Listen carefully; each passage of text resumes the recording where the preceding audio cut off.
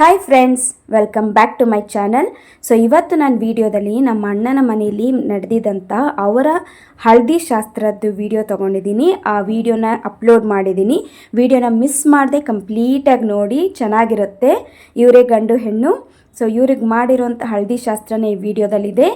So let's begin the video.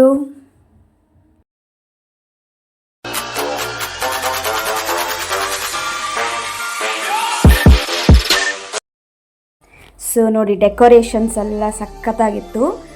ತುಂಬ ಚೆನ್ನಾಗಿತ್ತು. Decorations ಎಲ್ಲ ಮಾಡಿದರು. ಎಲ್ಲ ಫ್ಯಾಮಿಲಿಯವರು ಎಲ್ಲ ಗ್ಯಾದರ್ ಆಗಿದ್ವಿ. ನಮ್ಮ ಹಸ್ಬೆಂಡು ನಮ್ಮ ಅಣ್ಣನ ಕರ್ಕೊಂಡೋಗಿ ಮನೆ ಮೇಲೆ ಕೂಡಿಸ್ತಾ ಇದ್ದಾರೆ. ಅದಕ್ಕೆ ಈ ಪ್ರಿಪ್ರೇಷನ್ನು ನೋಡಿ. ಮದುವೆ ಆಗಿದೆ, ಆದರೂ ಹಳದಿ ಶಾಸ್ತ್ರಕ್ಕೆ ಹೇಗೆ ಮನೆ ಮೇಲೆ ಬಂದು ಕೂಡಿಸೋದಂತ ಗೊತ್ತಿಲ್ಲ. ಕೇಳಿಬಿಟ್ಟು ಹೋಗಿ ಕೂಡಿಸ್ತಾ ಇದ್ದಾರೆ. ಸೊ ಎಲ್ಲರ ಥೀಮ್ ಆಲ್ಮೋಸ್ಟ್ ಗೊತ್ತಿರೋದಲ್ವ, ಹಳದಿ ಶಾಸ್ತ್ರಕ್ಕೆ ಅಂದರೆ ಎಲ್ಲರೂ ಎಲ್ಲೋ ಥೀಮಲ್ಲಿ ಬರಬೇಕು ಅಂತ. ಆಲ್ಮೋಸ್ಟ್ ಎಲ್ಲರೂ ಎಲ್ಲೋ ಹಾಕ್ಕೊಂಡಿದ್ವಿ. ಇದು ನಮ್ಮ ಚಿಕ್ಕಮ್ಮ ಅಂದರೆ ಗಂಡಿನ ತಾಯಿ. ಅವ್ರು ಫಸ್ಟ್ ಸ್ಟಾರ್ಟ್ ಮಾಡಿದ್ರು.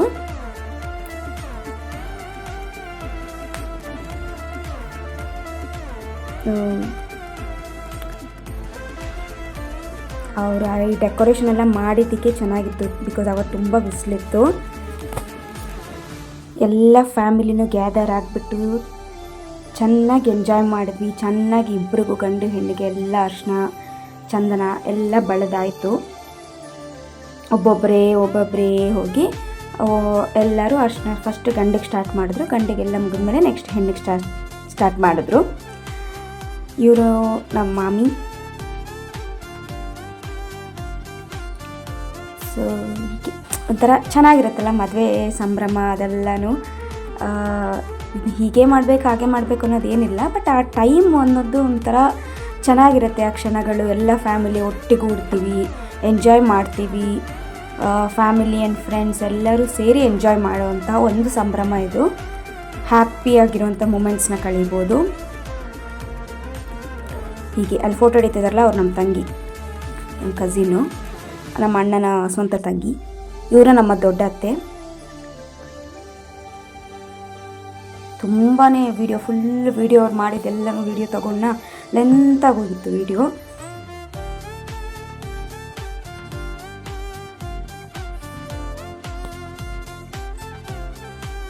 ಸೊ ಆಯ್ತಲ್ಲ. ಈಗ ನೆಕ್ಸ್ಟ್ ನಮ್ಮ ಅಮ್ಮ ಹೋದರು.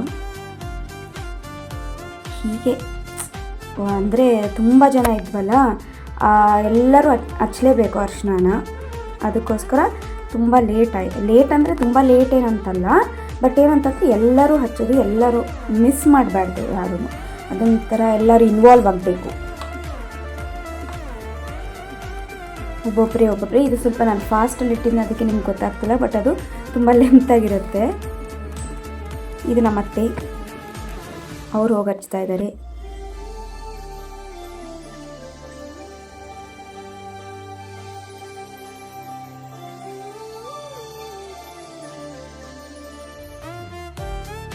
ಸೊ ಈ ಮದುವೆಗೂ ಮುಂಚೆ ಯಾಕೆ ಈ ಅರಿಶಿನ ಶಾಸ್ತ್ರ ಮಾಡ್ತಾರೆ ಅಂತ ಗೊತ್ತಾ? ಈ ಅರಿಶಿನ ಶಾಸ್ತ್ರ ಅನ್ನೋದು ತುಂಬ ಇಂಪಾರ್ಟೆಂಟ್. ಅದೇನೆಂದರೆ ಗ್ರ್ಯಾಂಡಾಗಿ ಮಾಡಬೇಕು, ಸಿಂಪಲ್ಲಾಗಿ ಮಾಡಬೇಕು, ಹಾಗೆ ಹೇಗೆ ಅಂತೇಳಿಲ್ಲ. ನಿಮ್ಮ ಕುಟುಂಬದವ್ರ ಜೊತೆ ಸೇರಿ ಅರಿಶಿನ ಹಚ್ಚೋದು. ಏನಕ್ಕೆ ಅಂತ ಗೊತ್ತಾ? ಗಂಡು ಹೆಣ್ಣಿಗೆ ಇಬ್ಬರಿಗೂ ಹಚ್ತಾರೆ. ಯಾಕೆ ಅಂತಂದರೆ ಇದು ತುಂಬಾ ಅಂದರೆ ತುಂಬಾ ಹಳೆಯ ಕಾಲದಿಂದ, ಹಿಂದಿನ ಕಾಲದಿಂದನೂ ಇದನ್ನು ಮಾಡ್ತಾನೇ ಇದ್ದಾರೆ. ಬಟ್ ಈಗಲೇ ಸ್ವಲ್ಪ ಟ್ರೆಡಿಷ್ನಲ್ ಚೇಂಜ್ ಆಗ್ತಾ ಇದೆ. ಬಟ್ ಆದರೆ ಅರಿಶಿನ ಹಚ್ಚೋದಂತೂ ಕಾಮನ್ ಆಗಿದೆ ಅಷ್ಟೇ. ಇದೇನಂತಂದರೆ ಮದುವೆಗೂ ಮತ್ತು ಅರಿಶಿನಕ್ಕೂ ಒಂದು ತುಂಬ ದೊಡ್ಡ ಸಂಬಂಧ ಇದೆ. ಎರಡಕ್ಕೂ ಲಿಂಕ್ ಜಾಸ್ತಿನೇ ಇದೆ. ಈ ಮೈ ಬಣ್ಣ ಇದೇನು ಹಚ್ತೀವಲ್ಲ, ನ್ಯಾಚುರಲ್ ಅರಿಶಿನ, ಅದರಿಂದ ಏನಾಗುತ್ತೆ, ಗಂಡಿಗೆ ಹೆಣ್ಣಿಗೆ ಮದುವೆ ಟೈಮಲ್ಲಿ ಯಾವುದೇ ಒಂದು ಇನ್ಫೆಕ್ಷನ್ಸ್, ಬ್ಯಾಕ್ಟೀರಿಯಲ್ ಇನ್ಫೆಕ್ಷನ್ಸು ಮುಖಕ್ಕೆ ಕೈಗೆ ಏನೂ ಆಗಲ್ಲ. ಅವರು ನೈಸರ್ಗಿಕವಾಗಿ ಸುಂದರವಾಗಿ ಕಾಣೋಕ್ಕೆ ತುಂಬಾ ಹೆಲ್ಪ್ ಮಾಡುತ್ತೆ ಮೇಜರ್ಲಿ. ಆಮೇಲೆ ರೆಗ್ಯುಲರ್ ನಾವು ಫೇಸ್ ಪ್ಯಾಕ್ಗಿನ್ ಅನ್ನೋದಕ್ಕಿಂತ ಈ ಅರಿಶಿನ ಡೈಲಿ ಹಚ್ಚೋದ್ರಿಂದ ಮುಖದಲ್ಲಿ ಒಂದು ಕಾಂತಿ ಇರುತ್ತೆ. ಮತ್ತು ಇನ್ನೊಂದು ಏನಂತಂದರೆ ಪಿಂಪಲ್ಸ್ ಆಗಲಿ, ರ್ಯಾಷಸ್ ಆಗಲಿ, ಇದೆಲ್ಲ ಯಾವುದೂ ಬರಲ್ಲ. ಸೊ ಯಾರೂ ಆಲ್ಮೋಸ್ಟ್ ಡೈಲಿ ಹಚ್ಚೋದಿಲ್ಲ. ಹಚ್ಚೋರು ಇಲ್ಲ ಅಂತಿಲ್ಲ. ಆಲ್ಮೋಸ್ಟ್ ಈಗ ಕೆಲಸಕ್ಕೆ ಹೋಗೋದು ಅದು ಇದು ಇರೋದಕ್ಕೋಸ್ಕರ ಅಷ್ಟು ಯಾರೂ ಹಚ್ತಾ ಇಲ್ಲ. ಆದರೆ ಮದುವೆಗೆ ಮುಂಚೆ ಹಚ್ಚೋದ್ರಿಂದ ಏನಾಗುತ್ತೆ, ಆ ಗ್ಲೋ ಒಂದು ಏನಿರುತ್ತಲ್ಲ ಮುಖದಲ್ಲಿ ಆಟೋಮೆಟಿಕ್ಕಾಗಿ ಬಂದ್ಬಿಡುತ್ತೆ ಅಲ್ವಾ. ನಿಜ, ಅರಿಶಿನ ಶಾಸ್ತ್ರ ಮಾಡುವಾಗ ಆ ಗ್ಲೋ ಅನ್ನೋದು ಆಟೋಮೆಟಿಕ್ಕಾಗಿ ಇಬ್ಬರಿಗೂ ಬಂದ್ಬಿಡುತ್ತೆ. ಆ ಅರಿಶಿನ ಹಚ್ಕೊಂಡು ಹಚ್ಚಾದ್ಮೇಲೆ ಹೊರಗೆ ಯಾಕೆ ಹೋಗಬಾರ್ದು ಅಂತ ಹೇಳ್ತಾರೆ ಅಂತಂದರೆ, ಅದೆಲ್ಲ ಹಚ್ಚಾಗಿದೆ, ಆ ಕಳೆ ಎಲ್ಲ ಬಂದಿರುತ್ತೆ, ಅಂದರೆ ಅದೇನೇ ಇದ್ರ ಗ್ಲೋ ಎಲ್ಲ ಇರುತ್ತಲ್ಲ ಅದು ಬಂದಿರುತ್ತೆ. ಬಿಸಿಲಿಗೆ ಹೋದರೆ ಮತ್ತೆ ಕಪ್ಪಾಗ್ಬೋದು, ಅಥವಾ ಆಚೆ ಹೋದಾಗ ಏನಾದರೂ ಏಟಾಯಿತು ಅಂದರೆ ಮದುವೆ ಏನಾದರೂ ಮಿಸ್ ಆಗ್ಬೋದು, ಕ್ಯಾನ್ಸಲ್ ಆಗ್ಬೋದು, ಈ ಥರ ಎಲ್ಲ ಏನೇನೋ ಇರುತ್ತೆ. ಅದಕ್ಕೋಸ್ಕರನೇ ಹಳೆ ಕಾಲದಲ್ಲಿ ಅರಿಶಿನ ಹಚ್ಚಿದ ಮೇಲೆ ಆಚೆ ಹೋಗಬಾರ್ದು ಅಂತ ಹೇಳಿದ್ರು. ಬಿಕಾಸ್ ಅರಿಶಿನ ಹಚ್ಚೋದು ಬಂದ್ಬಿಟ್ಟು ಮದುವೆ ಇನ್ನೇನು ಹತ್ತಿರ ಇದೆ ಅನ್ನೋ ಟೈಮಲ್ಲಿ, ಅಂಥ ಟೈಮಲ್ಲಿ ಆಚೆ ಹೋಗ್ಬಿಟ್ಟು ಏನಾದರೂ ಗಾಯ ಆಗೋದು, ಏನಾದರೂ ಸಣ್ಣ ಪುಟ್ಟ ಗಾಯ ಆಗೋದು, ಈ ಥರ ಎಲ್ಲ ಆಗುತ್ತೆ ಅನ್ನೋ ರೀಸನ್ಗೋಸ್ಕರನೇ ಮನೆಯಿಂದ ಹೊರಗೆ ಹೋಗಬಾರ್ದು ಅನ್ನೋದನ್ನ ಮಾಡಿದ್ದು. ಬಟ್ ಆ ಥರ ಹೇಳಿದ್ರೆ ಖಂಡಿತ ನಾವ್ಯಾರು ಕೇಳೋದಿಲ್ಲ. ಅದಕ್ಕೋಸ್ಕರ ಅದೊಂದು ಸಂಪ್ರದಾಯ ಅಂತ ಮಾಡಿರೋದಕ್ಕೋಸ್ಕರ ಅದನ್ನು ಫಾಲೋ ಮಾಡ್ಕೊಂಡು ಬರ್ತಾ ಇರೋದು. ಅರಿಶಿನ ಹಚ್ಚಿದ ಮೇಲೆ ಆಚೆ ಹೋಗಬಾರ್ದು, ಮನೆಯಿಂದ ಆಚೆ ಹೋಗಬಾರ್ದು, ಊರಿಂದ ಆಚೆ ಹೋಗಬಾರ್ದು, ಈ ಥರ ಎಲ್ಲ ಒಂದು ಸಂಪ್ರದಾಯ ಶಾಸ್ತ್ರ ಅಂತ ಹೇಳಿದಾಗ ನಾವು ಅದನ್ನ ಫಾಲೋ ಮಾಡ್ತೀವಿ. ಅದಕ್ಕೋಸ್ಕರ ಒಂದು ಭಯ ಇರುತ್ತೆ ದೊಡ್ಡವ್ರ ಮೇಲೆ ಅನ್ನೋದಕ್ಕೋಸ್ಕರ. ನೀನು ಆಚೆ ಹೋಗಬಾರ್ದು, ಏಟಾಗುತ್ತೆ ಅಂತ ಹೇಳಿದ್ರೆ ಕೇಳಲ್ಲ, ಅದಕ್ಕೋಸ್ಕರನೇ ಹಾಗೆ ಹೇಳೋದು. ಆಮೇಲೆ ಈಗಿನ ಕಾಲದಲ್ಲಿ ಏನಾಗಿದೆ ಅಂತಂದರೆ, ಮದುವೆಗೆ ಎಷ್ಟು ಇಂಪಾರ್ಟೆನ್ಸ್ ಕೊಡ್ತಾರೋ ಹಳದಿ ಶಾಸ್ತ್ರಕ್ಕೂ ಅಷ್ಟೇ ಇಂಪಾರ್ಟೆನ್ಸ್ ಕೊಡ್ತಾರೆ. ಅದು ಬಟ್ ಇಟ್ ಡಿಪೆಂಡ್ಸ್, ಅವರವರ ಅನುಕೂಲಕ್ಕೆ ತಕ್ಕನಾಗೆ ಅದು ಡಿಪೆಂಡ್ ಆಗುತ್ತೆ. ಬಟ್ ಹಳದಿ ಒಂದು ಹಚ್ಚಿದ್ರೆ ಸಾಕು, ಅದಿಷ್ಟು ಗ್ರ್ಯಾಂಡು ಇಷ್ಟು ಸಿಂಪಲ್ ಅನ್ನೋದೆಲ್ಲ ಲೆಕ್ಕನೇ ಬರಲ್ಲ. ಆಮೇಲೆ ತುಂಬ ಲೈಕ್ ಅರಿಶಿನ ಅನ್ನೋದು ಎಲ್ಲ ಕಡೆನೂ ಯೂಸ್ ಮಾಡ್ತೀವಿ. ಬಿಕಾಸ್ ಒಂದು ಗಾಯ ಆದರೂ ಸರಿ ಯೂಸ್ ಮಾಡ್ತೀವಿ, ಅಡುಗೆಗೂ ಯೂಸ್ ಮಾಡ್ತೀವಿ, ಹೊಸ್ಲಿಗೆ ಅರಿಶಿನ ಹಚ್ಚೋದಕ್ಕೂ ಯೂಸ್ ಮಾಡ್ತೀವಿ, ಗಂಡು ಹೆಣ್ಣಿಗೂ ಅರಿಶಿನ ಹಚ್ತೀವಿ.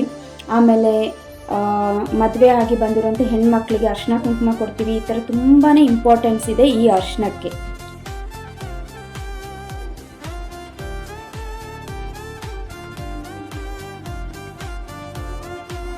ಅದ್ರ ಜೊತೆಗೇ ಇನ್ನೊಂದೇನಾಗುತ್ತೆ, ಈ ಶಾಸ್ತ್ರ ನಡೆಯುವಾಗಲೇ ಮ್ಯೂಸಿಕ್ ಪ್ಲೇ ಮಾಡೋದು, ಮ್ಯೂಸಿಕ್ಗೆ ಡ್ಯಾನ್ಸ್ ಆಡೋದು, ಈ ಥರ ಎಲ್ಲನೂ ಮಾಡ್ತೀವಿ.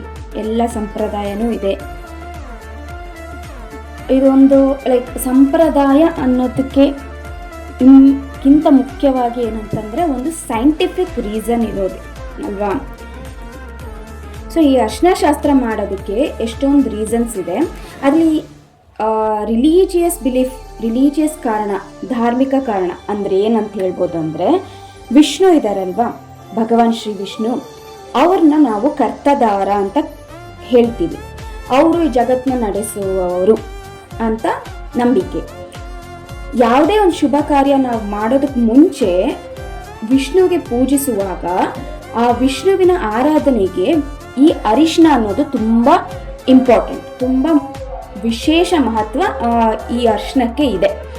ಆಮೇಲೆ ಈ ರಿಲಿಜಿಯಸ್ ಬಿಲೀಫಲ್ಲಿ ಏನಂತ ಬರುತ್ತೆ ಅಂದರೆ, ಅರಿಶಿನ ಅನ್ನೋದು ಒಂದು ಅದೃಷ್ಟದ ಸಂಕೇತ. ಓಕೆ, ಅದನ್ನು ಒಂದು ಅದೃಷ್ಟ ಅಂತ ನಾವು ಪರಿಗಣಿಸ್ತೀವಿ ಅಲ್ವಾ. ಅದಕ್ಕೋಸ್ಕರ ನಾವು ಮದುವೆಗೆ ಮುಂಚೆ ಈ ಅರಿಶಿನ ಶಾಸ್ತ್ರನ ಮಾಡೋದು.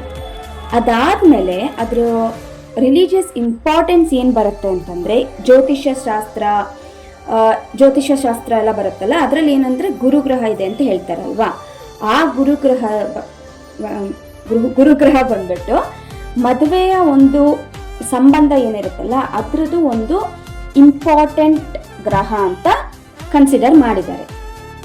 ಅದಕ್ಕೋಸ್ಕರ ಅರಿಶಿನ ಅನ್ನೋದು ಗುರುಗ್ರಹಕ್ಕೆ ಸಂಬಂಧಪಟ್ಟಿರುವಂತಹ ಒಂದು ಐಟಮ್, ಒಂದು ಥಿಂಗ್. ಓಕೆ, ಈ ಥರ ಸಂದರ್ಭಗಳಲ್ಲಿ ವಧುವರರಿಗೆ ನಾವು ಅರಿಶಿನ ಮುಂಚೆನೇ ಹಚ್ಚೋದ್ರಿಂದ ಗುರುವಿನ ಒಂದು ಕೃಪೆ ಇಬ್ಬರಿಗೂ ಇರುತ್ತೆ, ಜೀವನ ಪರ್ಯಂತ ಅವರು ಸಂತೋಷವಾಗಿರ್ತಾರೆ ಅನ್ನೋದಕ್ಕೋಸ್ಕರ ಈ ಮದುವೆಗೂ ಮುಂಚೆ ಗಂಡ ಹೆಣ್ಣಿಗೆ ಅರಿಶಿನ ಶಾಸ್ತ್ರ ಮಾಡೋದು, ಅರಿಶಿನ ಹಚ್ಚೋದು. ಅದಲ್ಲದೆ ಇನ್ನೊಂದೇನೆಂದರೆ, ಯಾವುದೇ ಒಂದು ನೆಗೆಟಿವಿಟಿ ಹತ್ರ ಬರಲ್ಲ, ದೂರ ಇರುತ್ತೆ ಅನ್ನೋ ಒಂದು ನಂಬಿಕೆ. ಓಕೆ, ಇದೆಲ್ಲ ರೀಸನ್ಸ್. ನಾನು ಅಂದರೆ ಏನಕ್ಕೆ ಅರಿಶಿನ ಶಾಸ್ತ್ರ ಮಾಡ್ತಾರೆ, ಸುಮ್ಮನೆ ಒಂದು ಜಾಲಿಗೆ ಅಂತಲ್ಲ. ಒಂದು ಫೋಟೋಗೆ ಅಂತಲ್ಲ.